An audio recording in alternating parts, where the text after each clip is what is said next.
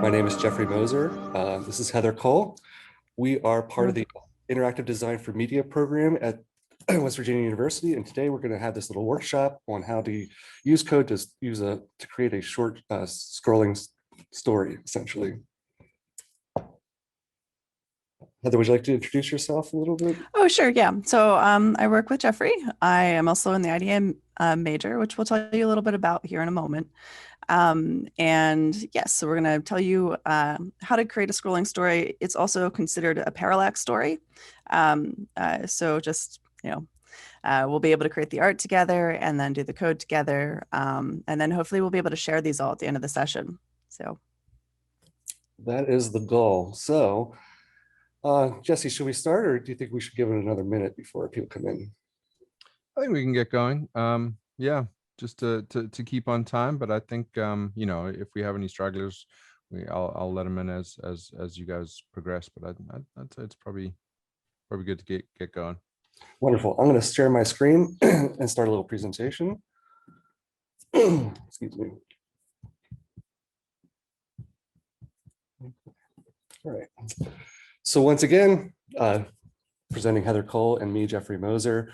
So the idea for this is to just take us through a couple short steps in order to talk about storytelling in general, about scrolling, parallax, how that came through games, and then start to create some art and some coding. So we sent out an email earlier. Hopefully everyone has got it. If you haven't had a chance to, we recommend that you download Atom. So if you don't have a code editor and you haven't already done this, go ahead and go to atom.io and download that. The other program that we're going to be using today is either Adobe Photoshop or GIMP. So Photoshop, of course, is a paid program. If you have that, it'd be great. If not, there is a free version of that called GIMP. And if you haven't already, go ahead and download that at gimp.org. So while we're going through this, if anyone has any questions, feel free to put it into the chat, and we will try to troubleshoot any issues that you have finding these programs or installing them. Okay. So the Interactive Design for Media program, which is soon going to change its name to Game Design and Interactive Media, was created 8 years ago as a minor, has developed into a major, and it's been very popular. We brought Heather in 2 years ago, 2 years ago now, to assist as the program kept on growing. So we want to talk about storytelling today, and especially how we can do short stories to understand the way that the flow goes. There's lots of different storytelling methods, but the ones we're going to talk about is a pretty standard one, which is the basic story arc. So let's go ahead and visit that. So basic story arc, and this, not every story uses this, but the vast majority. So here to the left, you can see basic story starts out with exposition, which is the description of the scene, who the characters are, and all that kind of stuff. You can see here that it's using the conflict between the Montagues and the Capulets as the Romeo and Juliet as the story. The rising action is some sort of build of tension. So in this case, Romeo and Juliet from two different families fall in love. There's always got to be some sort of tension or sort of issue for the main characters, and that's what creates the rising action and the tension that leads us into the story. Most stories are uninteresting if we don't have any sort of challenge to them. So the rising action part is, of course, the challenge part. Everything comes to a head in the center in Act 3, in this case, in which we hit the climax. So Romeo and Juliet, that's listed there. Lots of stories have this sort of build up to this moment of tension that then just breaks either good or bad, whichever way. The fourth part is the falling action, in which the story starts to, everything has, the crisis has happened and we're starting to see the effects of it, right? And then the denouement, which is fancy French word for the end, or basically for, what's the word I want to use? I lost it. Anyway, resolution, right? So denouement means resolution, and that's how we wrap up the story. Now, there's lots of different, the basic stories that we have. And I'm sorry, my cursor is, oh, there it is. It's not on this. Oh, I see. 1 second. So sorry. There we go. So on the other side here, we have just the basic story of Star Wars. So Star Wars is a great story to talk about when you talk about story arc, because mostly everybody knows it, at least they understand the basic plot line. And you can see how they use first and second plot points, but essentially, right, so this line of the rise to the climax can be in lots of different ways. So the short rises, and a 2-hour movie, of course, is going to have more than just one single story arc. Now, it's not just stories that use this structure, right? So this structure can be seen in a lot of places, as in song creation. So song also has an exposition. We learn what instruments are happening, sort of the style of the song from the very first get-go. The music then creates some sort of a tension. It'll set up a rhythm, but then it'll start to break that rhythm or introduce something new that leads you to the climax, right? Final chorus, and then the resolution at the end. Here's another chart that shows this is a measurement of a church service. So you can see that as time goes on, it goes through these sort of, rises and falls as they build tension, release it all the way to climax, which is the decision time, right? And then the send off. So this sort of pattern appears again and again in lots of different things, which is what we try to, let our students know, that there's lots of different variations of this, and it shows up again and again in a whole variety of digital media. Real quickly, just because I love Kurt Vonnegut was really into this idea of, right, understanding the story arc and the way things go. He described a whole bunch of stories. These are just some of them, but stories like The Man in the Hole, where a man gets in a hole and then gets out again. Boy Meets Girl, same kind of story. Things are good, things go bad, and then things are good again, et cetera, et cetera. What's really interesting is the way that he looked at the New Testament story, which is this buildup of the creation story, the fall, right, and then the return to grace, is very much like the Cinderella story, which I think is kind of interesting. So we have this basic idea, right, where we come in Act 1, the beginning, the middle, the end. We build this tension up, we hit the climax point, and then we let go. And as you can see here, right, this climax point doesn't always happen in the middle. In fact, most of the times it happens at this 3/4 mark, right? So most of the story is the build up to the climax, instead of it half the story being the build up and then half the story being the resolution. So when we talk about storytelling, right, we can look back in history, the way these stories were told over the generations. Ancient cave paintings, right, oftentimes told a story in a non-linear way. Stories about hunts and stuff, in which, we can't really look at one specific location and say, oh, that's the beginning. It's sort of the whole story together. But other places, like in this medieval stone etching, these pediments to these columns, capitals, not pediments, tell a story in the round. So as you walk around these columns, you get a little bit of the story from each side. Amphoras too also tell stories mostly in a non-linear way. But what's really interesting is this one down here at the bottom. So Japanese hand scrolls, often called Higessen scrolls, were ways of storytelling through Japanese art. So let's go to the next page. And I just want to show you, so because it's Asian inspired, the story is read the opposite direction. So I don't know which way I'm going compared to you guys, but you can see the big arrow, right? So the arrow tells what the story is. And I lost my cursor again. Sorry, give me a second. Anyway, you can see this, how we start at the right and we move left. This story, there's a bunch of guys arriving by horse-drawn carriage. They invade the city, the big fire in the center, right, is the build up the tension. And then it releases, and down here at the bottom, you can see the end of the story, which is them chasing out this other leader. So these scrolls were never seen in their entirety because they would be rolled up tight. So you'd start with one side and unroll them, and each scene would expose itself. These things can be 30 feet long, so that almost no one ever sees, or originally no one ever read them in their entirety, right? We just go through and scroll through.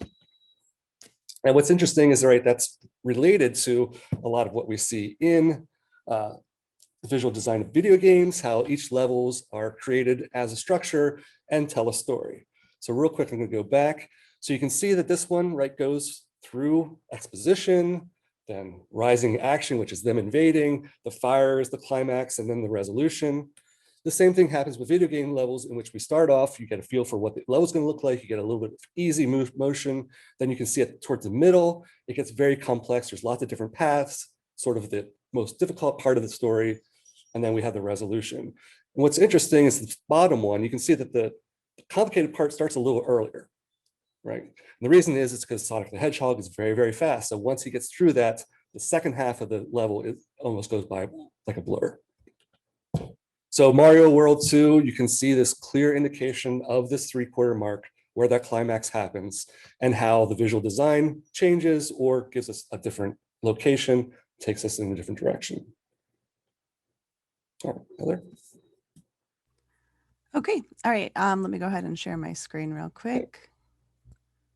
Okay, oops, cancel. Hold on a second. I need to stop and. Yep. Okay, I think we got this. All right, so we are approximately here. Yep. All right, so so we're thinking about how we use this in game design. So the idea is it's called parallax storytelling in game design, and a lot of our side scrollers use this. But there are two really early users of this called Defender and Jumpbug. I'm just going to show you. They're some of the first side scrolling games. So let me bring up. Let's see. I had this. Okay. There we go. Defender. Okay, I'll make this full screen for a moment. All right, so watch out for your ears. There's a lot of sound, but let's just take a look at this one for a moment.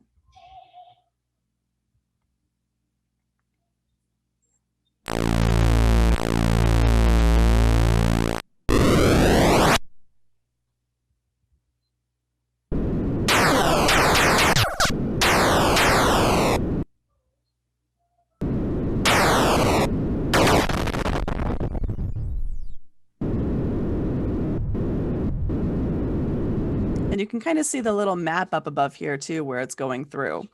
Okay, let me go ahead and show you the next example. So just a sec.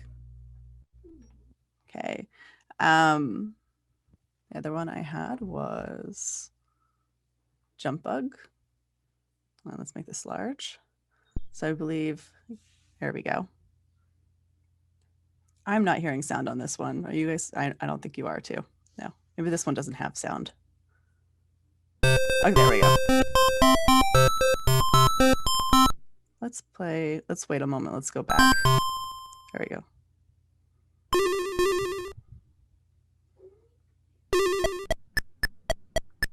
Very simple. And you can see how one layer of space is moving pretty fast.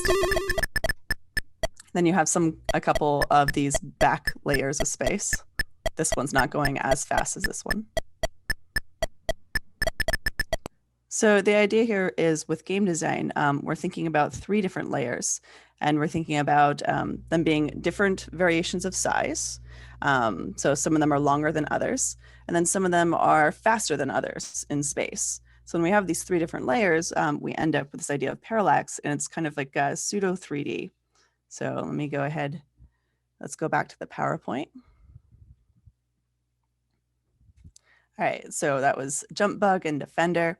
Sonic's gonna get brought up a lot. So this is a good example of Sonic. So this is here, we see it as the flat kind of screen, but really it's in this space right here. So you see this foreground is separated from this middle, is separated from this very back. So we have these different layers of space. They're going at a different speed each time, and they have different lengths to them. So this is going to be the sort of thing that we're making. We're going to be thinking about a story for this. What we're going to be doing today is first we're thinking about your story. We'll tell you a little bit about theme, gathering and creating assets, thinking about color, thinking about style, and then thinking about placement in each area. We can use Photoshop or GIMP to create these. When we get to that section, we will kind of do a short hand raise and see who has Photoshop, who has GIMP. And then we'll figure out whether or not we're going to go in breakout rooms for that.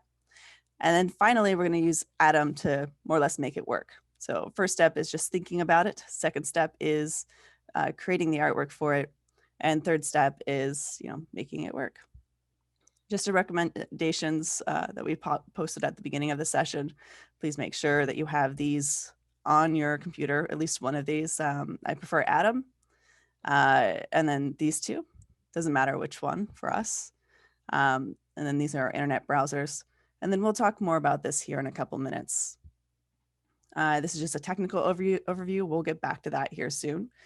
You might see in the chat that there was a link dropped at the beginning of the session, and that is to a PDF that if you download it, you can copy and paste the code so that you can make sure that less of it is incorrect when we get there. Anyway, at this point, we're going to think about theme. And Jeffrey, feel free to jump in any point here with this. So thinking about theme, I decided I would show you guys kind of 10, or sorry, not 10, like 8 most popular kind of themes that might be used for a story. So obviously we have something like love or unrequited love or whatever kind of love that there is. That's a theme, a universal theme that we might have. Death is another kind of universal theme. Power is another one. Good versus evil, dark versus light is usually another one. Greed, war or victory, and then survival is a big one in game industry. Survival tends to be, I think, one of the most used ones in game industry. I have this little one up here just because to show you the example that I made for this 2 days ago. Anyway, so that's thinking about theme. So the very first thing you want to do is just kind of write down, brainstorm, think about what it is that you want to do, what kind of theme you'd like to do. And then at that point, what you'll do next is that you'll start to gather images to use. Now you can use your own images or you can use the Creative Commons. So this right here, let me copy this. Okay, and I'm going to put it in our chat. Okay, so that is a really great site to get a bunch of different Creative Commons things. And then also one that I like a lot is Pixabay. Okay, and the reason why I like this one is because they have Creative Commons 0 licensing. So, so if you see this on the right-hand side, these are screenshots from both of these places. What the Creative Commons are is that they're a library of resources that people don't mind if you remix and use. So you're giving kind of creative freedom to use those.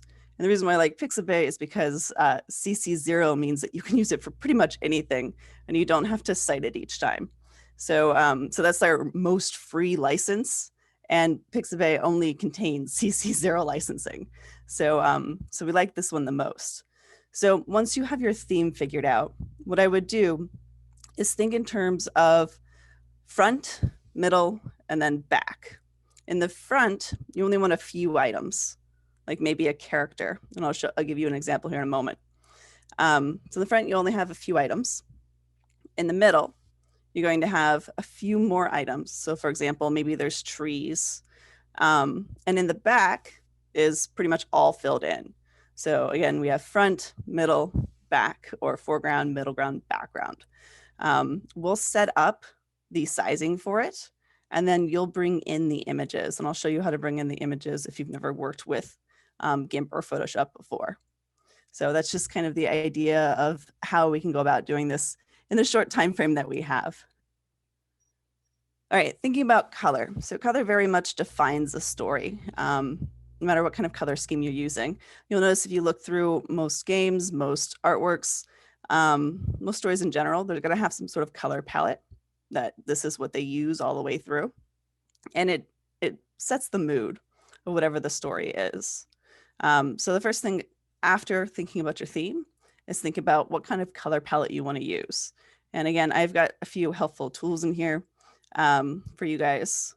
So if you've never thought about color before, you can use these tools to help yourself out. So I'm a very big fan of if we have technology that makes things easier, we should use it. So I'm putting all these little tools in the chat as well. More or less, again, they're kind of color pickers. They're palette pickers to help you figure out colors. Real quick. Add anything to that, Jeffrey? Yeah, real quick. The first example there is from a video game called Journeys.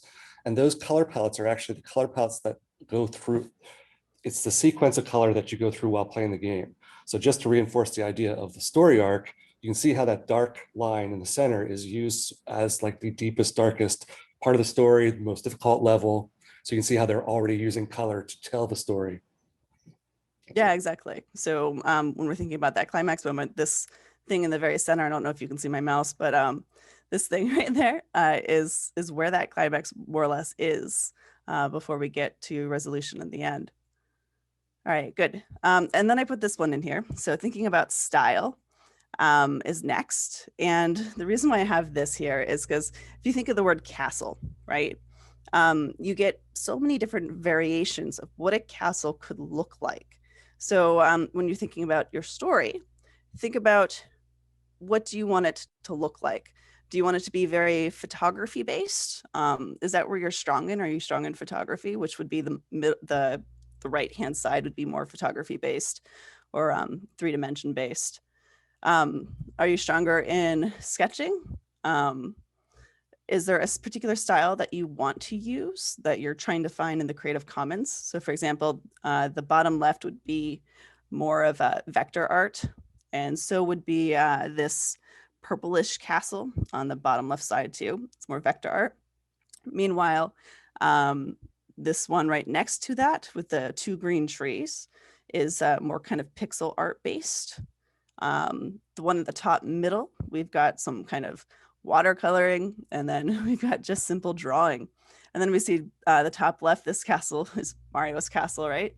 So any story, the style that you decide to go with, you want to keep it consistent with the images that you grab. You want to make sure that it kind of fits your story. It wouldn't make sense if you had a very serious story and you just had this line drawing, right? that would contrast too much with the theme of the story. So usually after you think of your theme, that helps determine your style a little bit, and it helps you kind of move forward. Jeffrey, do you want to add anything more to the style page? I mean, I want to reinforce that idea that, right, photographic, realistic images denote a more serious kind of story, right? That there's this relationship between the visual style and the type of story that we're telling. Of course, like children's art is never very detailed. It's very slimmed down for a reason. They're telling lighthearted stories mostly. So, yeah. Exactly. So if you have some sort of lighthearted story, you'll probably stick with images more on the left-hand side. Sorry, yeah, I think it would be left. And then images on the right-hand side would be more of your serious stories, your dramatic stories. So the more you get into photographic or realism, the more it becomes more drama related. Okay. So just reinforcing, thinking about story placement. So we're going to create a background layer, and you're not going to need any transparency in that. If you can see it, so this is the background layer for this one. There's no really transparency that you need. And then when we format it, you'll create a middle. So this is my middle. Okay.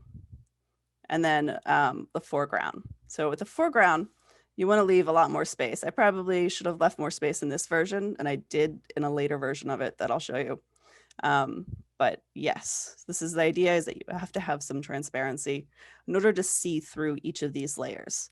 So if you end up making your foreground like this, but it has white in the background, that's not going to work because it has white in the background, right? So it's not going to be transparent. So I'll show you how to get these in GIMP and Photoshop. All right, we're about to get to that section of this. Let me show you a final version of what this looks like so that you have an idea. 1 second, let me pull it up. I have to move you guys. Okay. All right. So this is, let me go all the way back to the beginning. Okay. All right. Doesn't want to scroll right now. There we go. All right. So this is an example of what you guys will be making. So we have foreground, middle ground, background. And then if we scroll on this, it's going to be a little bit laggy since we're screen sharing. You'll notice that they're moving at different speeds. So it's kind of giving us a little bit more depth and detail as we go. So that is more or less the idea. So again, transparency, and then middle ground also has transparency, and the background, it's okay if that one doesn't have transparency at all. But we're telling a little bit of a story as we're going. And notice how Heather's using color to increase the drama throughout the story. So, yeah, exactly. I played around with lots of gradients on different layers to make this happen. So I have like a greenish gradient that starts at the beginning. And as we get more into the drama of this scene, we're really switching out our colors here to get more purplish and reddish.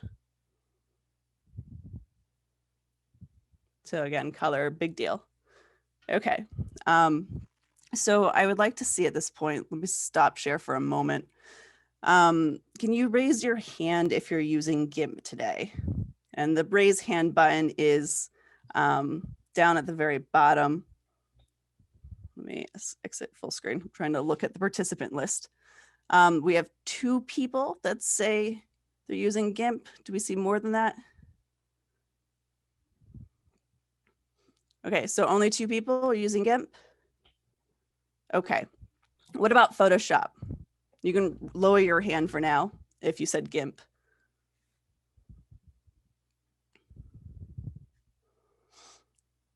We only have 2 people again? Okay, we have 7 participants, right?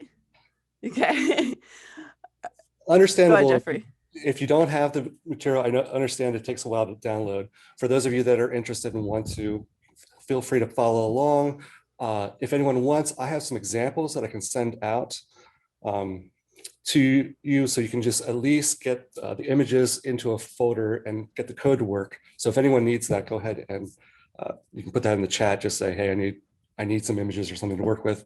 And briefly, Heather, if this is okay, I just want to go through some more examples just to give people an idea before we get into the technical parts of it. Okay, so I'm going to share my, actually, let me find this first. Okay.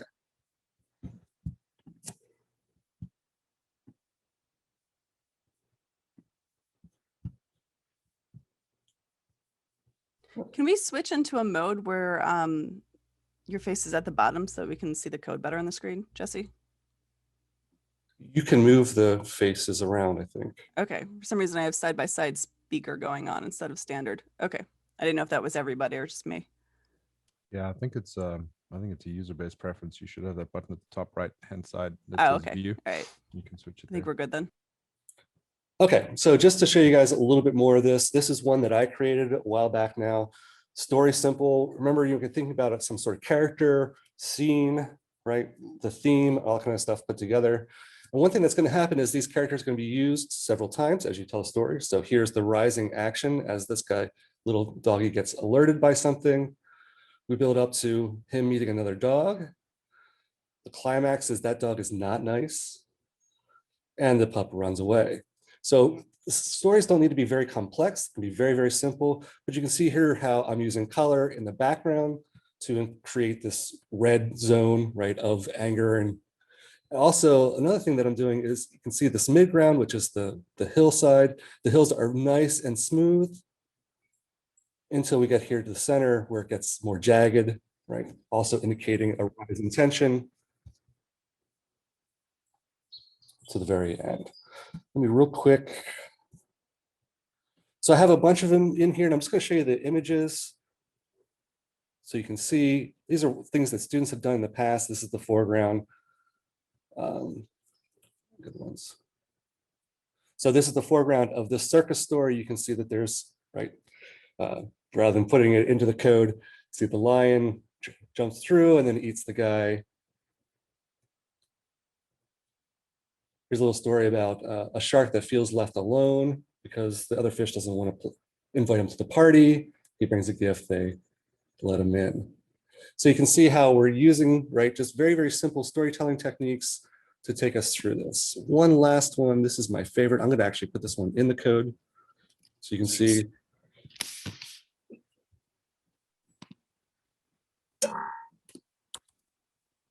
So this one is one of the best I've ever seen by a student who really understood like all the complexity of this. So introduces the character spots a bunny, tries to shoot at the bunny gets angry. He's a Monty Python bunny and tears at him and of course kills him. And the best part is this little tiny ghost that pops up that you can't even see if you look at the image. It's so light. If you look at the image outside of this, but as soon as it's put it against that background, it creates a real great tension.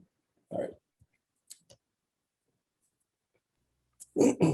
Okay, so I think we should organize into the breakout room. So being that more people seem to have Photoshop, if you're going to be on Photoshop for this, stay here in the main session and Jeffrey will guide you there. If you're going to be on GIMP, we're going to put you into the breakout room. So put it in chat if you are going to be on GIMP. That way we can move you. And Jesse, if you could open up the breakout room, that would be good. And I will join you over there in a minute. I'm gonna reset it just because I had 2 breakout rooms, but yeah, we can do a main session and breakout. That's fine. Let me go. What? Okay, so who do we have here? Okay, it looks like Morgan will need to be moved. Okay. And I thought Alexandra also was, right? Alexandra, are you also? I don't see that. Sorry, I had to step away for a moment. What was the question? I apologize. What are you going to use for your image? Are you going to use GIMP or Photoshop? GIMP. GIMP. Okay. All right. So Alexandra will also need moved into the breakout room. Okay. And then Jeffrey's going with them? I'm going to go with them for GIMP. Okay. Yep. All right. So if there's anyone else, go ahead, put it in the chat and we'll get you over to the breakout room. So I'm going to go over there now. I'm going to try to bring them back into this session by, let's say 9:50-ish, 9:55-ish. All right. Okay. All right. So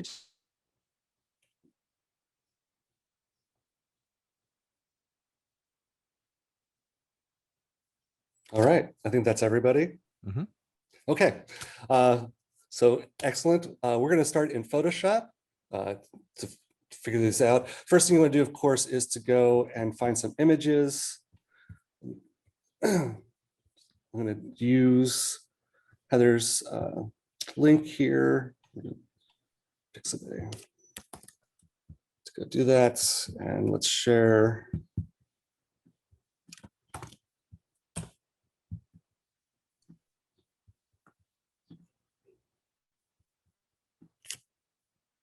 Okay, so here in Pixabay, this is a great way to start. Let's say we're going to do a something with football. No, I don't want to do that. Let's do something with dogs.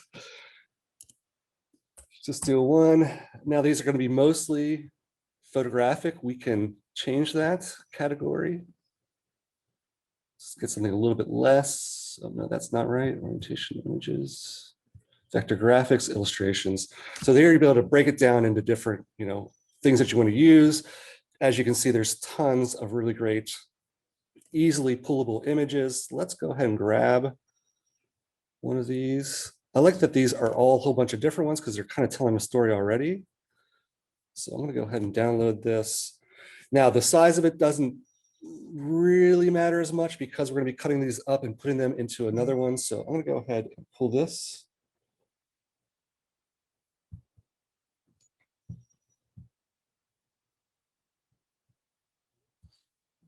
Oops, I'm not a robot.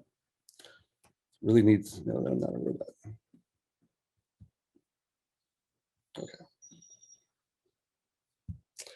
They should end up in your downloads folder. So I'm going to go ahead and pull that. So the first thing that I'm going to do, actually, before we get started with any of this stuff, is let's make a new folder. This folder is going to be your web folder. So I'm going to put all my images in it. I'm going to title it with my last name, as we instruct all our students to do. And this is the scroll. This will do is it's give a place for us to put these images in as we collect them.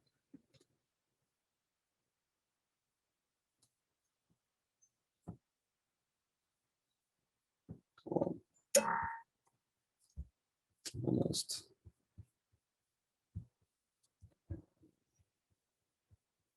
So sorry, I completely lost that now. Let's try this again.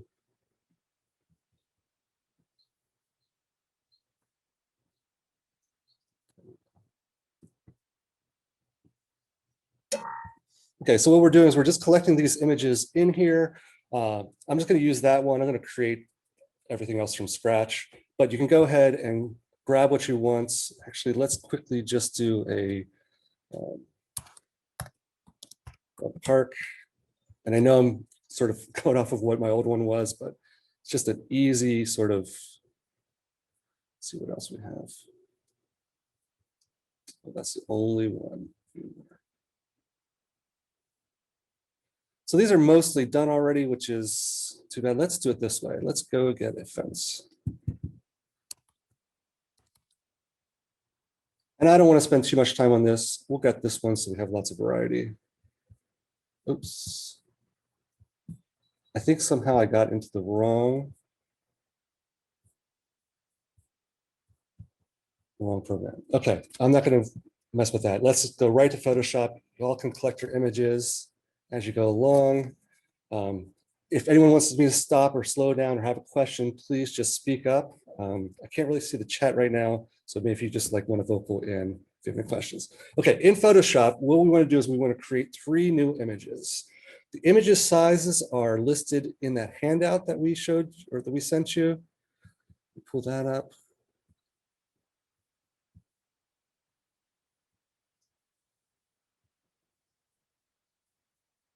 So on here, we have these 3 different sizes. Background is 3840 pixels by 720. Middle ground is 5100 pixels. Foreground is 6400 pixels. The reason that they're different sizes is because they're going to be scrolling at different rates. So how do we do those? Well, so we want to come here to Photoshop, File, New, and then this, and it's in the presentation. We'll go through that a little bit, but one. Okay. Get a little bit of, let me try this again. Okay, so we're going to create new. Okay, I got to restart Photoshop because it is erroring for some reason. Give me 1 second. Welcome to digital education, when everybody's programs just don't work exactly the right way the first time.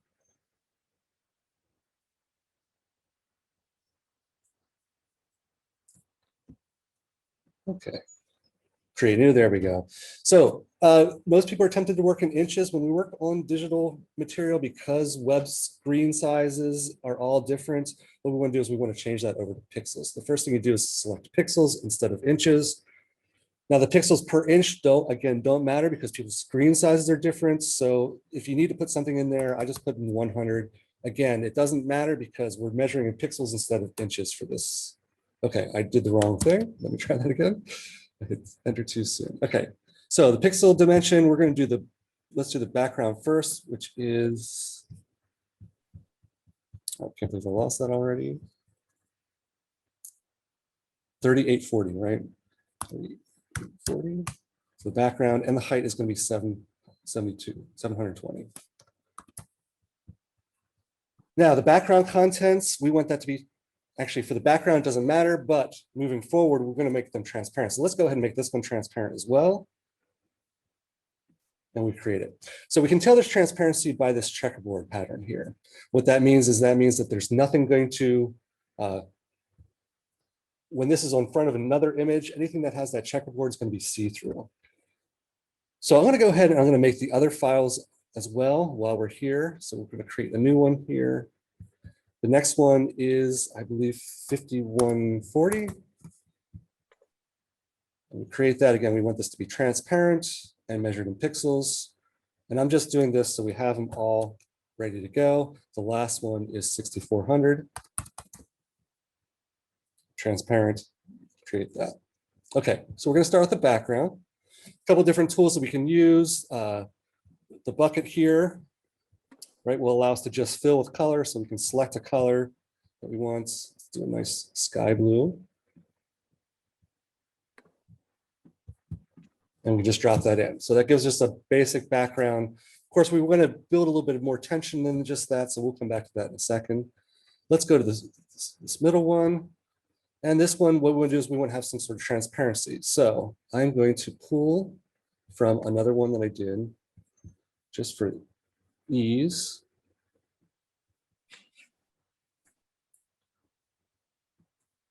I'm just going to show you this as example. So, right, so this is the one that I pulled from. Let's give you an idea of where things are going to go. I can't, I'm so sorry. Give me 1 second. I need to find my materials where they are. Okay, so what I'm going to do, sorry, I cannot had that prepared, but I can't seem to find it. So what I'm going to do is I'm going to actually pull out of this one. Saves me a lot of time from then trying to find them and download them all. So there's a couple different ways that you can select things to remove them. This is your marquee tool, so we can just grab something and copy it or delete it, right? And that just removes it. We can copy and paste it into the new one. And do that real quick. So you can take your images in. Let's say you're going to bring in a brand new image, like your puppies, which didn't download because they're in here.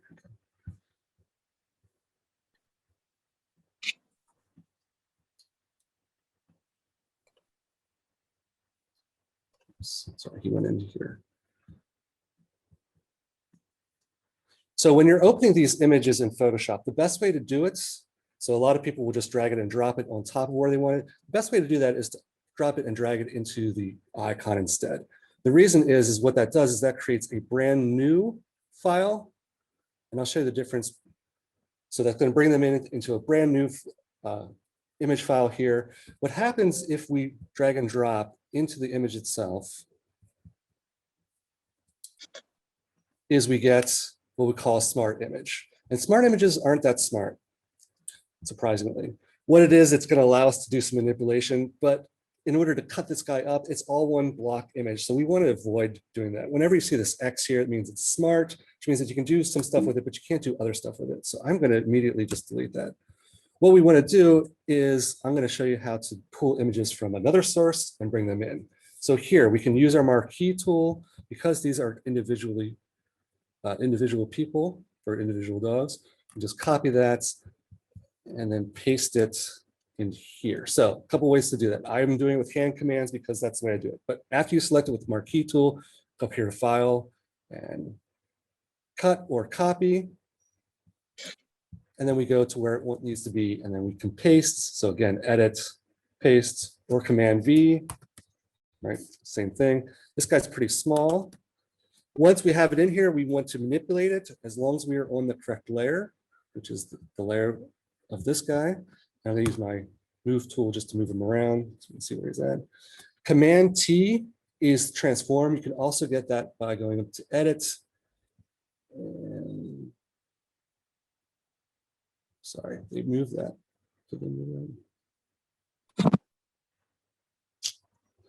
Help me out, people. Where is transform in the? Just below free transform. If you go back to edit, yep. Okay, gotcha. Thank you. Yep. So free transform works. Command T. That's the best way to do it. I appreciate that, Jesse. Okay, so which gives us this little box. We can then manipulate it. Photoshop is great because it keeps our perspective, right? No matter, or our aspect ratio, no matter how we move it. If we want to distort it, we grab it by the corner and we can hit our Shift key and then we can do a bunch of different distortions. For right now, I don't want to do distortions. I'm going to keep them there. There's also a couple other things we can do. We can two-finger or right-click on him. It allows us to do different things like rotate and scale. What I'm going to do is I want to flip this guy horizontally just so he's facing the other direction. The other way to do that is to grab it by here and flip it that way. It's going to be upside down. There's also a rotate feature here that you can rotate around. So lots of different ways that you can transform him to make him the correct size that you want, right? So I'm going to fill this page with a couple of these guys. So marquee tool, select, copy, go to the other one, paste them in, transform them to a different size, move him where you want him to be, flip him. The other guy didn't stay where he was because I never hit enter. So once you've done with the transformation, hit enter, return, or you can click this little check mark up here, and that solidifies your transformation. So we can bring these guys in. And I'm not going to try to tell a story, which is what the time we have. I'm just going to show you guys how to bring these in. Another thing that you can do is you can create shapes with Shape tool. which is down here at the line tool. You can see there's rectangles, rounded rectangles, ellipses, and I'm right clicking on this line tool, which might actually be the rectangle tool to start with, but you can create a bunch of different shapes. There's also custom shapes here, and they're up at the top. I can show you this, right? It allows us to select different shapes, and there's a whole variety of them: trees, animals, boats, flowers, then a whole bunch more, including everything from the past. Some cityscapes, so I'm going to select this, and then, oops, you can draw and drag in order to create that cityscape. Change the color up here. So while we have lots of tools, oops. So while we have lots of tools we can grab from the internet, we can also work inside of Photoshop. There's a really great variety of basic shapes, change colors, things like that. So that's the way we're going to be constructing this. We have the background, we have the midground, and then we're going to be putting stuff in the foreground. I just want to throw a couple of these pooches on here. I'm going to bring them all in. And foreground.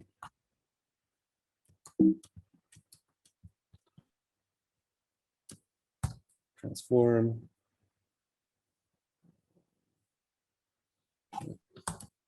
The pastes.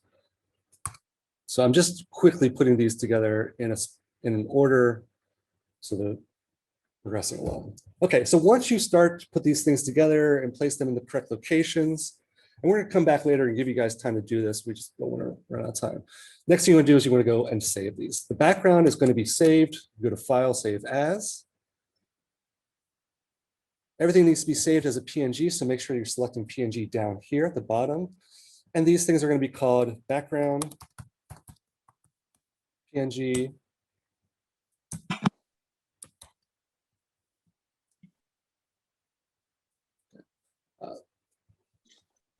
midground, so save this. We want to change this to a PNG. Make sure you're saving it as PNG. It's going to collapse all the layers and make it uneditable in the future. But we're just going to keep that for now. This one's called midground. One thing that's important is to make sure that you're not adding capital letters or spaces in these. When we use the code names, the file names have to be exactly the same as the, needs to be exactly the same as what we're working with.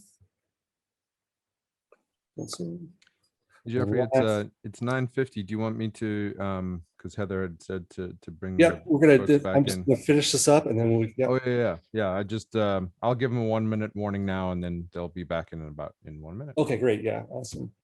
And then foreground for the front. Save that. All right, and then we're done with the Photoshop, so we can close everything out. As you know, there's a gazillion things that we can do and go through. I'm happy to show anybody tricks and tips. If we had a 3-hour class, we could dig into that a little bit more. But that's what you want to be doing is you want to be saving all those, and then those will end up in the folder. So make sure that your folder, oops, apparently I didn't save them in the right location.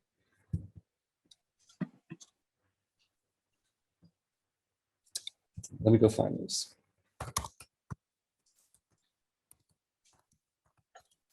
Oops.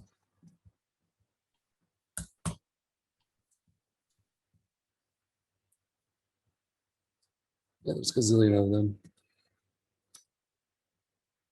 We're going to do it by.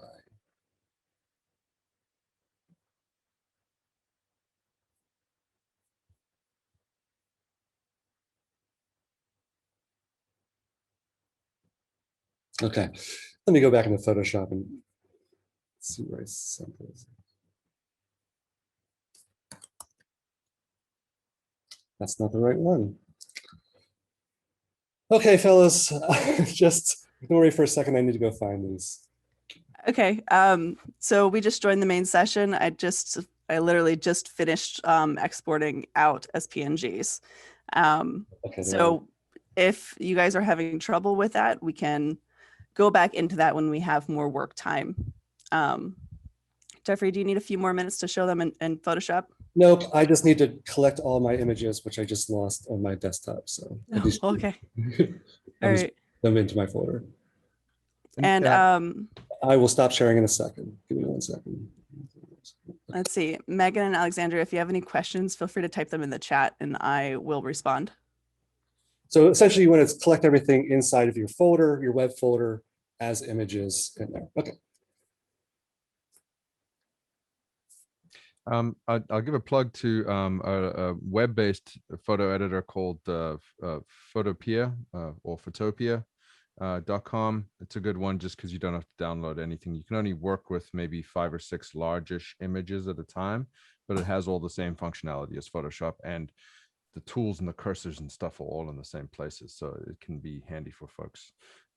Yeah, who are looking for an Can alternative. you drop that name in the Yep, sure thing. that'd be great. Okay, so all right, where are we at, Heather? What's next? So what's next after they create each of their image layers is that you need to start making it work. So you can go through that, or we can take a poll if people want 5 minutes first before we start that. Yeah, does anyone need a little bit of time before we start heading into Raise the your hand if you think you could use like 5 minutes before we get to that part. No hands are raised. Okay. All right, so I'm going to share my screen then again, and we will start looking through the code.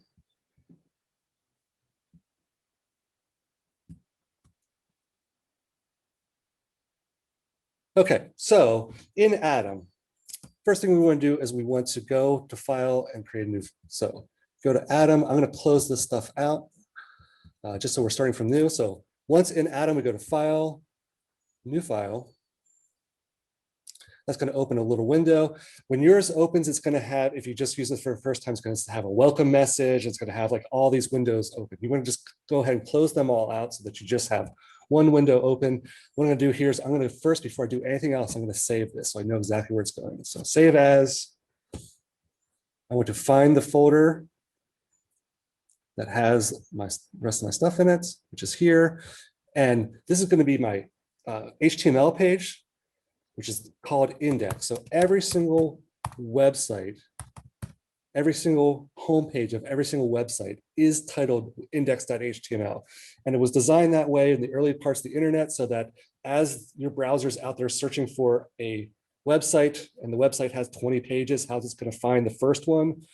Well, because it doesn't know which is the first one, every single homepage of every single website is called index.html.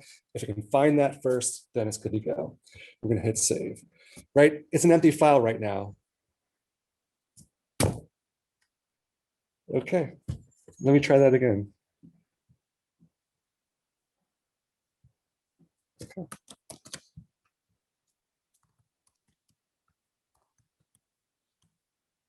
Okay, much better. All right, so once you do that, it's going to show your folder here with all of your images. You can click on those just to see them. And then let's start typing some code. So the code is written out in the things that we sent you. I also put in the chat a version of the code that's already typed out. So if you want to go, you can go ahead and grab that. It is You want to scroll all the way back up to the top. And I'll go ahead and repaste it because I don't think you have history for the people that came in a little bit later. Okay, great. And then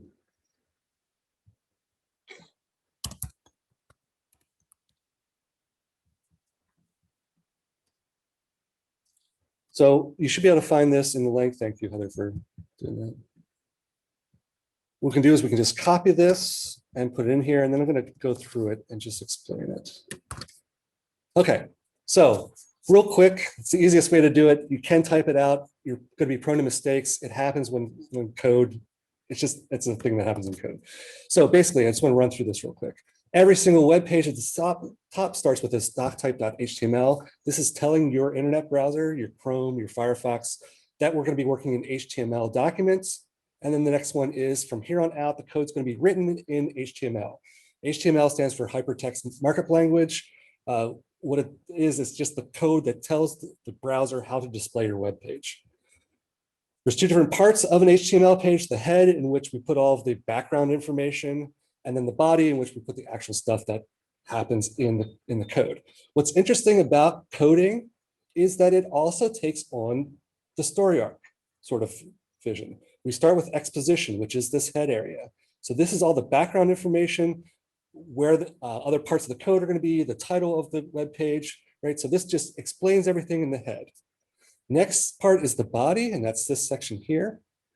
And inside the body, we're going to be doing a couple of things. We're going to be creating this div, which is a division, basically a box. We're going to ID it. So we're going to give it a name. The name's going to be scroll box. So essentially, we're just creating a box on the web page called scroll box. And inside of that, we're going to be loading our 3 images. And we've named these 3 images with IDs back, mid, and fore, just so that we can control them later. So image source brings in the image, ID labels it, gives it a name. So we're going to bring these 3 images in, and then we're creating a second box. And this one's called fake box. And what this is this is going to be another box that's going to be on your web page. It's going to be tall, but we're not going to see it. There's not going to be anything in it. We're going to use that in order to trick the web page to scroll laterally instead of vertically. So we're going to put in a fake box there that's actually going to scroll, but we're not going to see it. And then we're going to translate that vertical scroll into a horizontal scroll. We're going to do that in the third part of this, basically the climax of it, right? The interactivity, which is a short bit of JavaScript that allows us to control these things. So the script here, again, very short, but to the point.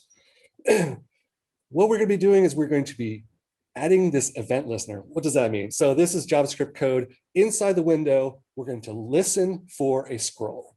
So anytime somebody scrolls on the web page, it's going to do the things that follow it. Function just is code for do these things. So what it's going to do is it's going to take the back, and that's the ID back. So that's the same here. So it's going to take the background image. It's going to transform it by translating it, which is a movement, in the minus direction, depending on how much offset you are getting from scrolling the image the other direction. Very confusing, maybe. Basically, what it's going to do is it's going to take the back and it's going to translate it this way, however much we're going up and down. The next one, the midground, it's also going to translate it laterally, but this time it's going to do it up and down times 1.5. So the speed at which we're going down is going to translate it to 1.5 times that speed going this direction. And then the foreground is going to be doing twice speed. So what you're going to get is as you're scrolling down, things are going to start moving sideways. And we're going to be doing that. The background is going to move at the rate of your scroll. The midground is going to move at 1.5 times the rate of your scroll, so a little bit faster. And then your foreground is going to move at twice the rate of your scroll. So these 3 things will be scrolling by at different rates, which is why we had them, the 3 images, 3 different sizes, so that when we get to the end, they'll end at the same time or close there. Okay, one other part to this.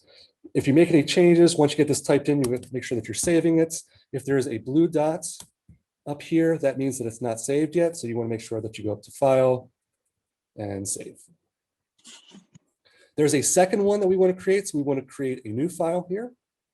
And this one is going to be our CSS. The first thing we want to do is we're going to File, Save. Make sure we're in the same folder. We're going to call this style.css. The HTML document is all the content of a web page. The style sheet is the way that it looks. So in here, we're going to grab this code, again, just to save us from having to type it all out. Copy that and paste that in, and I'll go through and explain it. So the first thing that's going to happen is we're going to style the body. The body is the entire web page. We're putting a background color on that. I'm using black. Feel free to put in lots of different colors. You can use hex code colors. You can just type in some colors. Let's say you type in a color that isn't a color. It's going to continue to be gray. That means it's not actually a color that we can use, but you can see that when I just type in gray, it is a color. Okay, the next thing is scroll box. That is our main image window, our div that we created, our division, our box for all of our images to scroll through. And what it's doing is it's just fixing the position. And what that means is it's going to fix it to the top of the window down by 10 pixels. So this is just fixing it on that page. So it doesn't move up and down when you scroll. The fake box, right, is the one that we don't care about it. We don't see it, but we do need it to be there. We're going to hide it, but it's still going to be on the page. And that's going to be 3,560 pixels high. Now that height might change depending on your images. We'll talk about that in a little bit. And then the last thing we're going to put in here is these are our IDs for our background, midground, and foreground. The hashtag here, the little hash mark, that's basically saying, go find in the index the thing with the ID. So these IDs here, you can see they're blue, they're matching up in the style sheet with these blue things here. All right, and for these three, the background, the midground, the foreground, we're going to position them absolutely. It's complicated, but basically we're going to position them according to the scroll box. And that's what absolutely means. It means that we're going to absolutely position them relative to the scroll box. It's very confusing, but basic code, and these again, top left, it's just going to put it in that top corner. Once we have everything, we can come back here to their desktop, and I'm going to go into, and you can see that all of our files here, I'm going to just change these to names so you can see them in order. So background, foreground, index file, which is our home page, midground, style sheet. If we double click on the index, we should have it come up. And as you scroll down, things are moving laterally. This is terrible, I know, Heather. I'm just trying to do it quick. No, you're so fine. real quick, let me show you, here's the scroll bar. And as we're scrolling, there's a hidden box that is moving that we're not seeing, right? It's scrolling up and it's going to end when we get to the bottom here. But what's happening is we are translating that vertical movement to horizontal movement. So as I scroll down, the background, right, the blue background is going to be moving this direction at the same speed at which I'm scrolling. The middle ground, this one, is going to be scrolling at 1.5 times my speed. And because my background's so plain, you can't see it. And then the foreground is moving 2 times. So you can see how we get this interaction with the parallax. Any changes that you make to the code, if you need to make an adjustment, you can come here and let's make this black again. And just save it. So after you make that change, make sure that you are hitting the save button up here, file save. And then when you come back over here, in order for those changes to take place, you need to refresh. So you can hit the refresh button here and you'll see the background will change to black. Or you can hit Command R, Control R on PC. Those are different ways to refresh it. But we're going back and forth between the code and the web page just to make sure that everything works. If you guys have little broken page indications up here instead of the images, that means that your images are broken. So it could be a number of things. It could be saved as the wrong type of file. It could be given the wrong name, or the code may not match the name in the code. So if you're having any problems when you get to this and you have these little broken pages, it's like a little page with a crack in the center, it could be because something's going on in the code. You want to always make sure that your names are correct. Again, capitalization matters here. Everything needs to be lowercase or uppercase, but they have to match with the original files up here. Questions? Okay. Individual questions, if you guys have them as you come up, feel free to ask me.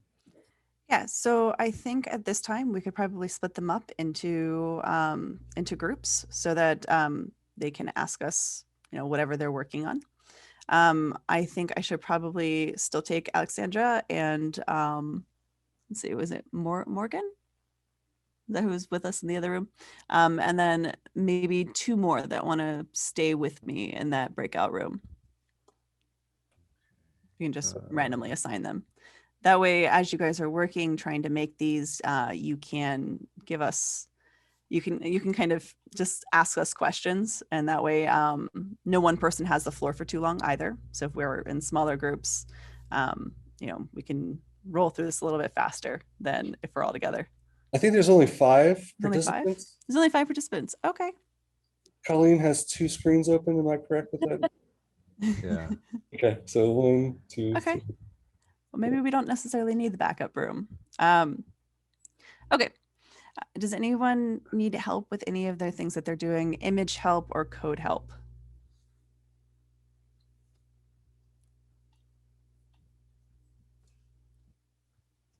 I'll take the plunge.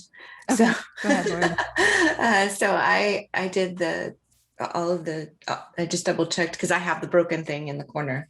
And I just double checked that my file names are named the appropriate thing. So what else could have gone wrong? So I just enabled screen sharing, which will be the best way for us to try to troubleshoot anyone that needs help with anything. So you should be able to screen share with us to show us. There you go. All right. So here is what it says. Okay. And then there, make that a little smaller so you can see them side by side. There is what. Okay, so there's probably something going on with the code. Can we make the codes full screen? Sure. And Jeffrey and I can see if we can spot the error. Let's see. So first thing, why don't you go ahead and save that again? The blue dot means It hasn't been saved, yeah. Okay. And And then then, try relaunching. yeah. This is a lot of pressure, y'all. It's that time. Okay. The blue dot's still there. I wonder why it's not saving. I've been having major computer issues all morning, so it could just be something. I think Photoshop is actually in the background updating right now, which is Okay. terrible timing, Creative Cloud. Yes, of course. Terrible, terrible timing. Absolutely terrible. But that's the kind of Okay, so it's still not loading. It's very confusing because it's showing the CSS code in the index. Oh, that is interesting. So index.html style.css. Let's make sure that you are in the correct folder. okay. Well, I only have this folder Okay, here. let's take a look at the folder. Okay, so let's go back to Adam and let's close out everything. Okay. Okay, so it's not saving. Did you happen to move the folder in the middle of this? No? No. Okay, so go ahead and save as.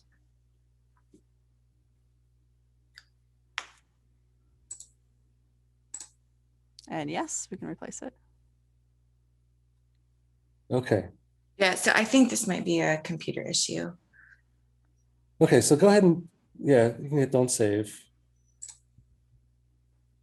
And I what I wonder would if it do- has, hold on just a second. It may be, let me make sure that I'm still connected to the corporate network because that's where the folder is. Yeah, I'm connected. It might just be me. Somebody else go. One thing I would suggest is to close Adam and reopen it, like launch it, make sure that it's closed out and then relaunch it. Yeah, it's possible that I don't know what your space situation is like, but it's possible that you're running low in space as well, which might give you problems with Photoshop as well as most other programs to try to run. That's my only other thought at the moment. Yeah, they have my profile on the, you can see it up here. Like it's actually on a server. Mm, And since they did that last week, I have had nothing but trouble. joy and blessings in my life. And just a little note about PCs and the way that they handle image, basically any file. What you'll see is that in your folder, there's no like .html or .png. Mhm. So PCs automatically hide all of your file extensions, which can, oh, there you go, excellent. So first thing we want to do is just make sure that they're correct. Okay. Now the next thing is the images, the foreground, middle ground, and background. Oh, it's the PSDs. Hold on. PNGs, yeah. Yeah, they That's need what it PNGs is. first. That's it. That's it. That's it. Maybe we'll see.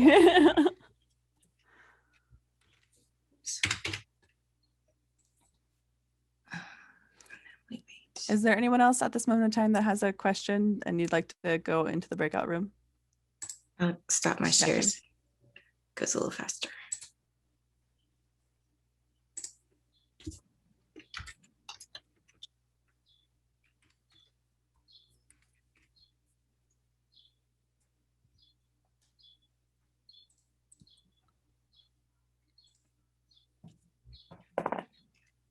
So Colleen, Alexandra, David, and Morgan. Are there any issues that you guys are having? I'm definitely going to need to go back and rewatch the coding piece because that gave me a little bit of anxiety. So Okay. Do you want to pop into the breakout room and I can show you? No, I'm gonna, if that's okay, I'm gonna observe and kind Okay, of follow no along. problem. We do and have go time. back and- And I do understand, I mean, everybody first time coding, it is, right? It can be intimidating. The best thing is that you're not doing brain surgery, so you're not going to hurt anybody. Yeah, exactly. And, you know, I've been working with HTML now for since I got here. So what, 2 years now? And even with this current one, I think 2 days ago, I'm like, Jeffrey, it's not working. I have no idea why. It turned out it was a semicolon in a space that I missed. So everybody, it's no big deal if it's not working. I mean, that's why we're here, to help you troubleshoot it. Yeah, It's working now. It's working. Can Yeah. you share it with us Hey. so we can see? You want to see it? It goes very fast, but it is working. Oh, of course not. Why would it not? Why would it work when it's supposed to? When you're screen sharing, yeah. It's a vagary of the. Give it a sec. There it is. Did you see it? It's Okay. it's so fast. So it shouldn't do it's that. disappearing? There's a 1 up here too. That's probably a coding issue. I could probably take a look at that code again real quick Yeah, let's do that. and just make it big so we can see it. Yep. Okay, I don't know what all Alright. this is. We have it open twice. Yep. It still says it's not saved. I wonder. Go ahead and try to save that again. Yeah. Maybe it's working now.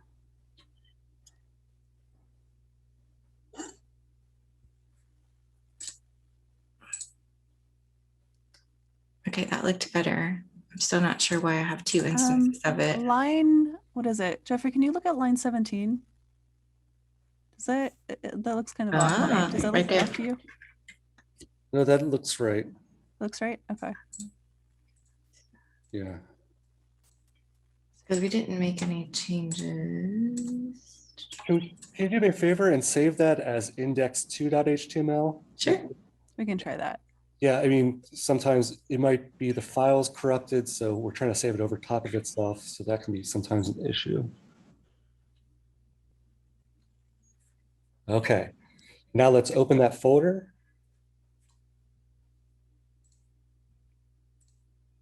And double click on the index2. It does work a little better, but it's still very fast. Sorry. That is bizarre because it's supposed to speed with your mouse. So depending on how fast you're going with the mouse is what it should do for speeding. Yeah, Oh, I mean, don't you all know I live in hyperspace? you've actually unlocked the key. Yes, now we can go find some more. This is how fast my brain works. Sorry. I am typing in the chat my email address. Okay. So if you want to, if you can go to that folder and Okay. compress it. So I don't know, in PCs, it's gonna be a little bit different. So Yeah, right click, send to. Yeah, compressed. compress. Be fine.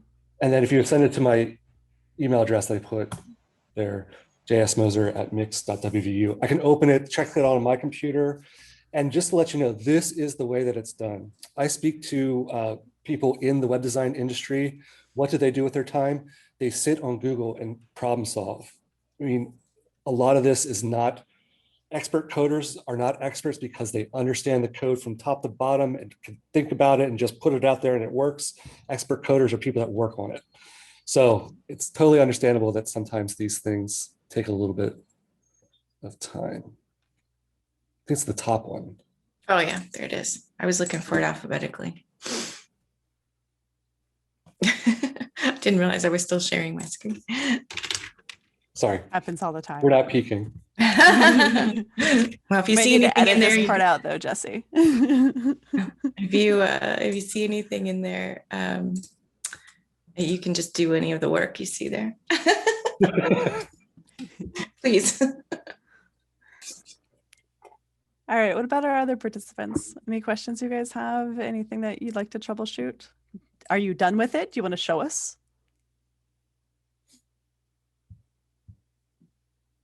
I have like something that's very crude. I just threw a bunch of stuff onto these PNGs. I got some images from Pixabay. One other thing I was going to say is I saw that brackets is going to be discontinued, or like it's going to not be available anymore. Microsoft's pushing to use Visual Studio Code. So I'm not surprised Visual Studio is trying to, pretty much take over everything. I mean, that's what we have to use for Unity. If you don't use Visual Studios for Unity, it won't work either. So Same thing happened with Text Wrangler, right? I went to a paid Mhm. model. Yep. So Adam, I think, is the last one left. Yeah. Well, Studio Code is free, so Yeah, just gonna have to exactly. You mix can it. just do that. I'll check that out one too. What about Notebook? I mean, can you use that environment for this kind of coding? Technically, you can use any kind of text editor, but it just won't show you the color codes if you have something wrong. Yeah, I think it's Notebook. There's an online coding community that runs through. I've been looking at it a lot for JSON and for especially like geographic shapes for mapping, data viz. So not Notebook as in the PC kind of notebook kind of text editor, but it's an online platform and sort of community of coders that basically focuses on Python, JSON, and Java. That sounds like Juniper Notebook. Is that what we're thinking about? Yeah. Okay, yeah. Yeah, that's a good one. They have a lot of different tutorials and such. I'm not really familiar with their HTML versions. I'm just familiar with their Python versions. Lori, did you send that over? I thought I saw you send that over, but can you double check that because it's not showing up in my account yet? It shows as sent, but It could just be taking a moment. It could. I fully, yeah. What classes do we recommend for someone interested in learning more about HTML and CSS coding? Well, anything that Jeffrey and I teach has some of it, but they're usually really full. So there's a online Art 272 that is taught that I designed. It is what we've done today, but over a whole semester. So learning how to use Photoshop, learning how to collect images, a little bit of visual design, and then a little bit of coding. So it's a fantastic class to just get you in that mode of thinking about code and how imagery works together with it. There's 2 sections of it taught every semester, and there's a summer section. It's probably over by now, but I recommend it. The teacher is fantastic, and yeah, it really gives you a good basis for understanding digital media and how coding goes along with it.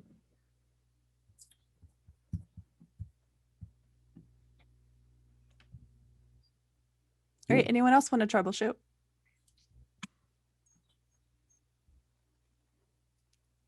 You're welcome. See that in the chat.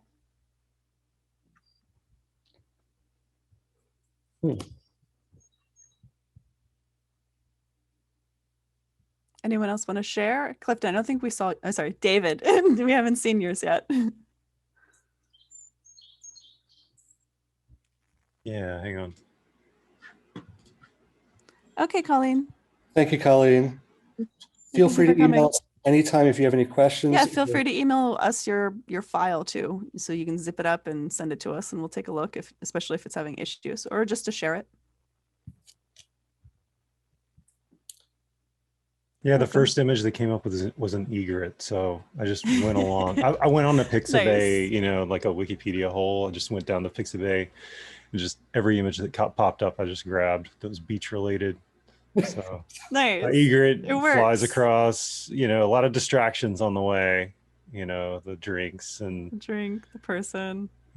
people lounging, other birds, grabbing crabs. What's he looking for? Well, there's a crab and he catches There the he crab. goes. There you go. So there's a little narrative there.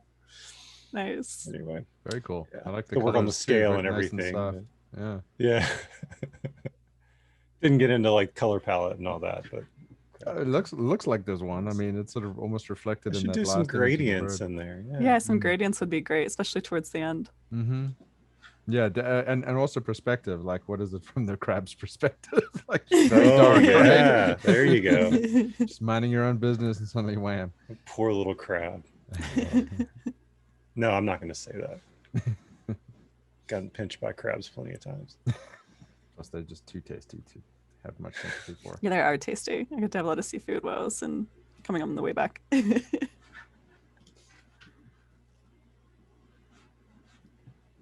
So Lori, I got your thing, and mine is doing the same thing that yours is doing, which is it's opening and then closing real quickly. So give me actually, I will share so we can all go through this together. So let me see if I can find out what's going on with this. Yeah, you could try just putting her images into your code.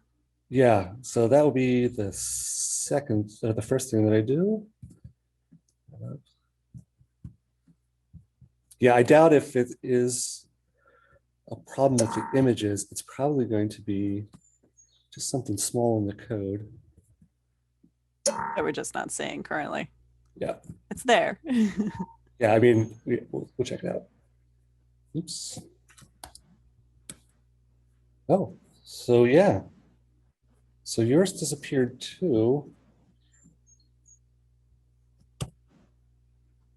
Foreground.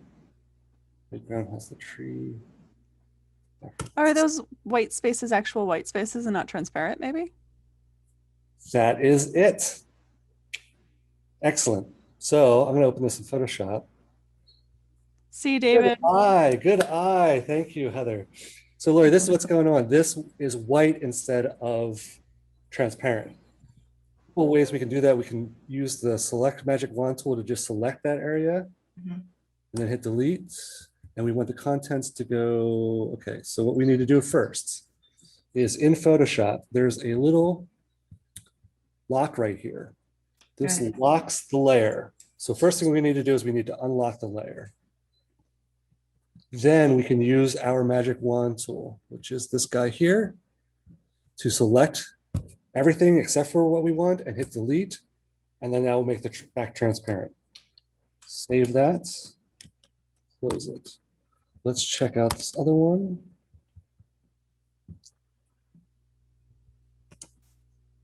Okay, so that's now transparent, the midground. So if we open that in Photoshop, again, first thing we want to do is we want to unlock this layer. Then we can use our magic wand tool, select, delete. And of course we would do that, you know, really precisely. Save it, close it. Now let's see. Okay, so I don't know what's going on with that one. That one's still broken, but let's do the second one. Broken image links, that's better. That's something new. Yeah, okay. Let's double check our image names. Oops. See, can you delete the background like that for non-silhouetted images? You can do it in a couple different ways. That's just one way to do it. For example, if you have green in the background, you can go up to select, and then you can select a color range to delete it out, just like we just did. So if it's some sort of other color, I like using color range a lot to delete things out. Select color range. And that will allow us to select any color. Yellow, and then I increase the fuzziness if I want more of it. And you can see how it's opening up that selection there. I can press OK. And then if I just want to delete that part out, I can. So it should work. So that's another way to do it. There are a lot of different ways to delete things out. We can also throw a mask on. So Jeffrey, you want to throw a mask onto that? Yes. Oh my gosh. Bottom right corner. And I think we need to unlock it probably. Yeah, so I'm having multiple issues. I can share. I can share.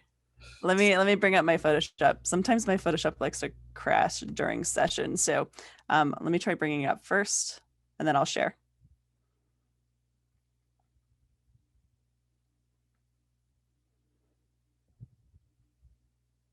Usually I just recommend trying to find PNGs, honestly, that have the work done for you already. But let's open up this midground PSD. You see I already have some transparency here.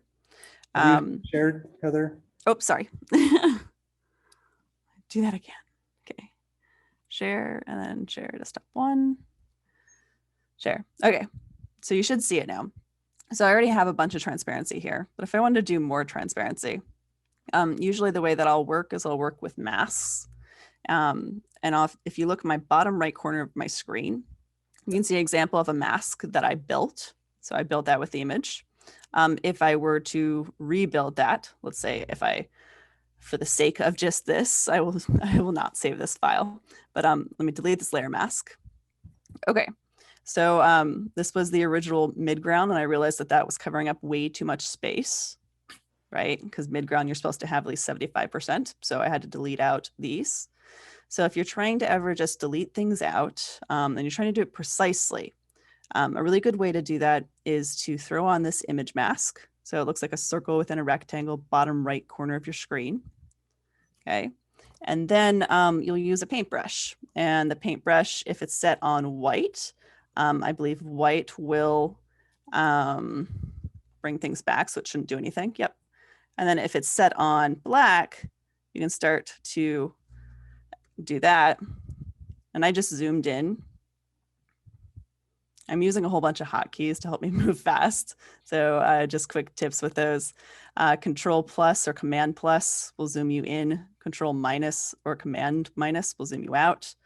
I can swap these colors back and forth really quickly just by hitting X on my screen. Anyway, so I like doing it like this because of two reasons. If I mess up, it's easy to fix. So I've got this flexibility that I don't have if I'm just using lasso over and over again. And then another reason is if I go to the top left and I see this hardness thing, if I want fuzzy, if I want to blend, I'll keep it down by 20%. If I don't want to blend, if I want these to be more like mountains, I'm going to keep it at a hard edge. So I'm going to switch back my colors again. And then I can just go through. So this is really easy way to start cutting into an image, especially if you have a photograph or something. That works pretty well. I mean, you could always use lasso and magic lasso for things, but sometimes you get those artifacts and edges that aren't so great. So really, I like the feeling of just painting it all out. And then if I mess up, switch it back and voila, it's still there. It exists. But yeah, I'd go through, I'd zoom in, and just get rid of all of these extra pieces. Since this is mid-ground, I don't need that much thing. Does that make sense? I'm gonna go back in my history and undo this horrible thing that I just did. Okay, delete layer mask. Okay, it's back on. So I spent a lot of time doing that layer mask. It still needs some fixing. I feel like it's a little bit too ridgy still, but still. All right. Do we have any other questions in the chat that I missed while I was screen sharing? Stop share and Okay, great. So Lori, I'm going to share my screen because I got that to come up. So the reason that it showed those broken image links was because I moved your images out of your folder to put it in my folder to test them out. So when we tried it, the images weren't there. So I just moved them back into your folder. I changed index 2 to index. I got rid of the other one and go. And now it's working. So that's our foreground moving by, kitty cat, et cetera, et cetera. So it seems to be working now. Let's hope it works on yours. If you still have problems with it, let us know. And we can try solving it again. But what I will do is I will email you back those images that were edited, and then you can try that out. you could probably compress it and like email it back. Yep, I think I could just drop the images in because she doesn't need the folder, she just needs the images. Yeah, and send it to the Gmail because apparently the issue is Health Sciences blocks sending or receiving zip files. Yeah, so I don't think it's the zip file as much as it was the that fact that it has JavaScript code in. A lot of times, if it can, because it can open up your zip file and see in it. A lot of times, if we try to send JavaScript file, it'll flag it as malicious coding. It sent me an error. Yeah. It didn't like it, and so that's why I went to Gmail. So just send it back to the Gmail. Okay. Yeah, exactly. It thinks that we're trying to send a virus, more or less, which I understand. Yeah, that happens with my students a lot, and what we have to do a lot of times is to have them upload their folders to their Gmail drive and then send me a link. And it's a pain, but it's like the best way to just communicate. Okay, so.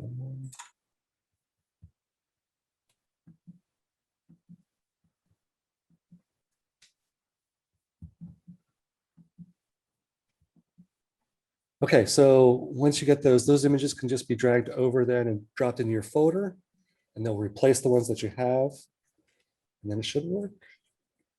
Good eye, Heather. Thank you for catching that. Right, because it was coming up for a little bit and then disappearing, which means that they were loading in succession. Yeah. Yeah. All right. Do we have any other questions?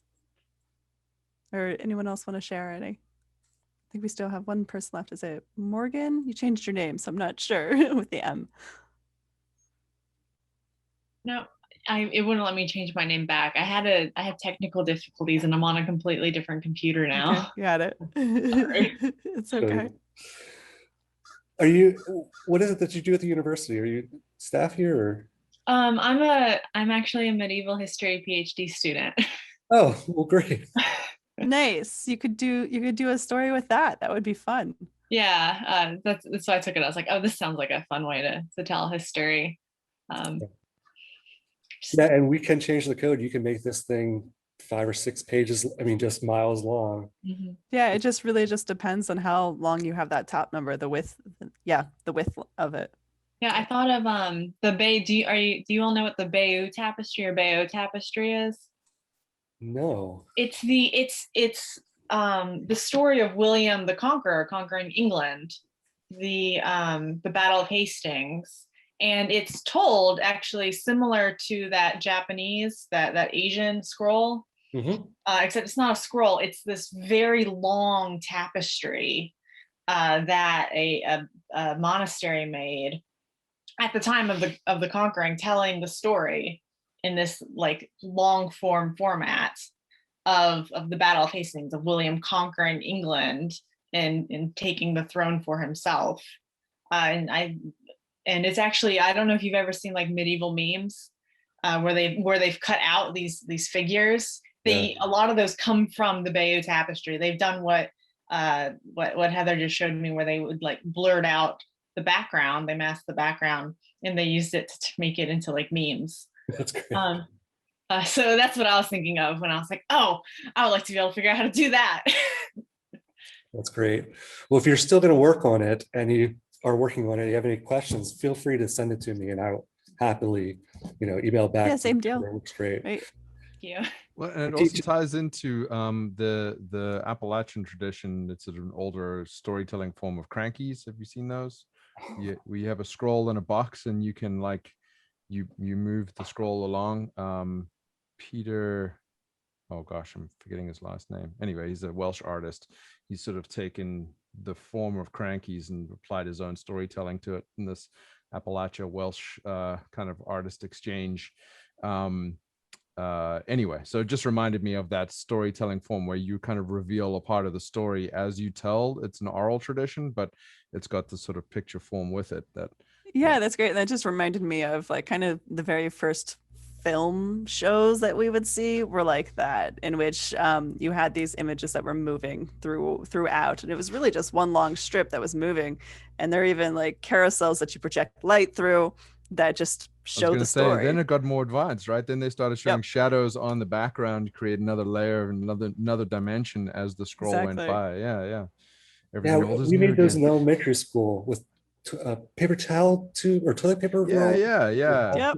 Eddie Spaghetti does them in town. He does a Bopak program where he'll like build those cranky boxes, and you'll use just very simple materials. But then the kids will like, the last one they did, he had them animate their favorite song and sort of like write the lyrics and then draw the story in a scroll form, and then kind of put it in the cranky box and then sing the song and move the thing as it went along. Anyway, that's great. Kind of cool. I was looking for some of those when I was doing research for this, but I never knew that was the name. Is that a technical name? Yeah, it's just called a cranky. I can send you a couple of videos. At WVPB, we did a whole, it's part of our folklore and folklife program there. That was part of a big grant funding thing. But anyway, I shot some video of the kids doing it for a story, and it's very cool. It's very cool to see. It's great. We could make a mechanical one that does parallax with 3 different images moving at different rates on transparent. Anyway. Okay, so we have a question. If you wanted to put in text, would that be its own layer or as part of the foreground? Depends on which layer of space you'd want it in. So if you want it to be kind of like the primary thing that changes as we move, then yes, foreground. But if it's not changing at all, and we're just going over it once, you could put it in a different layer. Does that answer the question? Yeah, it depends on how you want it to arrive. Yeah. I have had some students put the main characters on their second layer, right? The mid-ground layer. So that's where the action's happening. Then use that front layer to like have wind blow by, or, you know, something, maybe a word, you know, something that's going to go very quickly by. It's really interesting the ways that you can like move around the action so that it's not necessarily in the foreground, but you have something that's like. You can really play with the kind of like the 3D space between, you know, each layer as you're kind of working on these. Morgan, if you feel like it, would you send me a link to that tapestry? I'd be really interested in looking at that and incorporating it into like what I talk about, certainly. Yeah, absolutely. I think they turned it into like a digital archive too, so you can digitally explore it. Excellent. It also reminds me a little bit different of the Mayan Codex. I don't know if you've ever looked at that, which is, it's different because it's like cut up into pieces, but it unfolds into this very, very long sort of tapestry. Let me see if I can find that.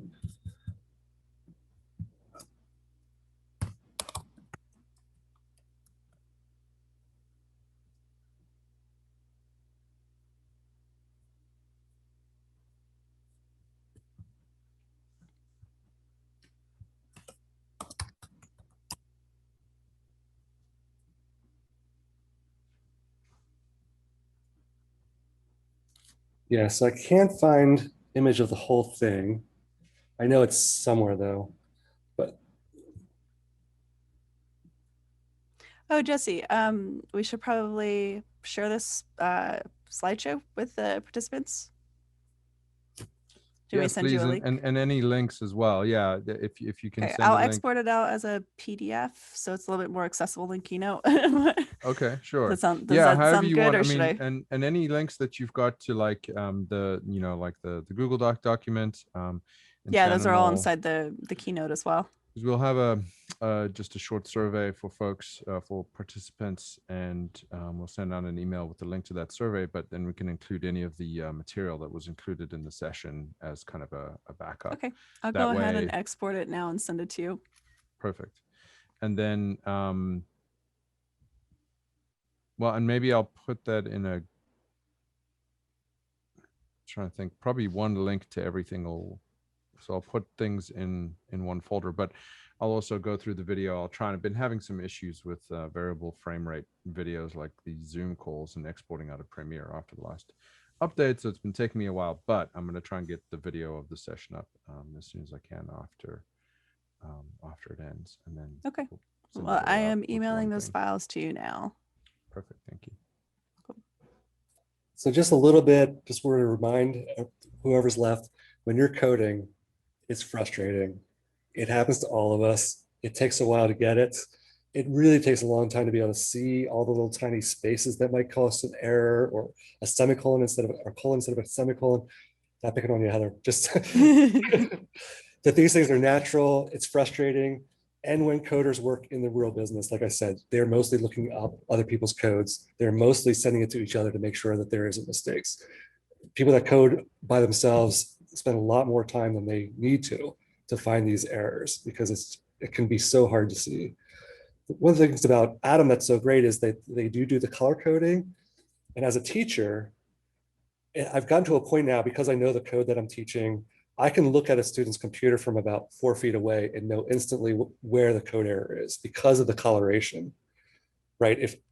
If that's, you know, if it's something that small that I can just see it. And it's really, the students just minds are blown, because I'm like, it is on line 32. And they're just like, what? You're not even like, you can't even read it. I'm like, yeah, it doesn't matter. Look at the color sequences. And that's where we can immediately see the errors if the color suddenly goes orange at the end, right? Or something like that. So don't get stressed out. It takes everybody a long time to get up to the coding speed. All right, that's done. And Morgan, next year, if you're interested, I'm around. And if you have any questions about this, I'm happy to meet discuss anything that you want, or if you want to just show me more of that, of what you're doing with that tapestry. Is that something you're focused on, or is that? No, I use it for teaching though. Actually, I when I talk about William the Conqueror, I teach in the history department, or I am in the summer. I'm currently a research assistant. But I've used it for teaching, and I sent you the link. It's 70 meters long. Oh, wow. So like there's no real singular image of it. So I just sent you the link to the museum where you can scroll through the 70 meters. Great. That sounds Yeah. awesome. But thank you. That's insanity. Yeah, the medieval people were very artistic, despite what students seem to think. Mhm. My wife is a ceramic artist, and she worked with the idea of the illumination of the illuminated manuscripts, and just that complexity of those letters, and just how much time and energy was spent making that the most beautiful thing that you've ever seen. It's just unreal. My desktop's having issues. Welcome to the future. So Lori, any other questions? Did you happen to get that to work out? Yeah, it works. Excellent. All right, great. Yeah, it works. Yeah, well, thank you all so much. I don't know that I learned exactly what you were trying to teach me today, but I definitely picked up a few tips. So I always appreciate that help as well. So so thank you so much. I appreciate you spending the time with me today. You bet. Just one thing to keep in mind is that story arc and how you're going to see it in songs, in TV shows, in movies, and apparently in code. It comes up again and again and again in a whole bunch of different ways. And once you start seeing it, you can like start to pull it out of places you're just like, I would have never expected that arc to show up again in this location. So Yeah, well, we work a lot with social media images, and I use Canva a lot for developing those. And one of the things that I've started doing, and I didn't even realize I was doing it, is a background, a foreground, and a mid. You know, so I've started even just flat images that are just animated for like 3 or 4 seconds. I've started doing that. And Nice. so this I think will really help me as I look at this, because I was just sitting here looking through my Canva gallery, and I was like, oh, I could have done that. So like I said, it's not necessarily what you were teaching, but I do think it is going to help me in terms of doing that. And a lot of times on social, you know, you only have the attention span of your viewer for 5 seconds. Like, you don't have a lot of time. So being able to hook them and get them to come in, I think, is a big deal. And I think this will help. So so I'm really excited, and I'll see what I can do there today. that's cool. I mean, any of that parallax motion immediately draws people's attention because they get the 3-dimensionality out of it like immediately. Yeah. And every class, the students learn something that they were not taught. They really have students, I mean, they learn the things I'm teaching them, but they also learn other things. And that's a perfectly normal thing. That, right, my goal is not for them to know exactly what it is I'm doing, but to understand, especially with coding, that it takes practice, it takes time. You have to go back and forth and troubleshoot. Troubleshooting is part of everything that we do in the digital world. Mm-hmm. So well, thank you all That's so very true. much. Constantly. You're welcome. but if there's nothing else, thank you all Yeah. for joining us. Jesse, do you have anything to add? Nope, just thank you for your participation, and then look for those materials in the follow-up email with the short survey link, and then also the materials from the workshop. And then after that, we'll send out a link with the link. Well, we send out the link to the video of the workshop, just for your reference if you need to go back and refer to it, or a particular step or something like that. That'll be there available to you. Awesome. Okay, great. Okay, thank Well, I you. will see you guys around, and yeah. And please a do great reach out if week. anyone has any questions to me or to Heather. Or me. That's fine. All right, take care. Bye. All right, bye. Thanks. Cheers. Bye.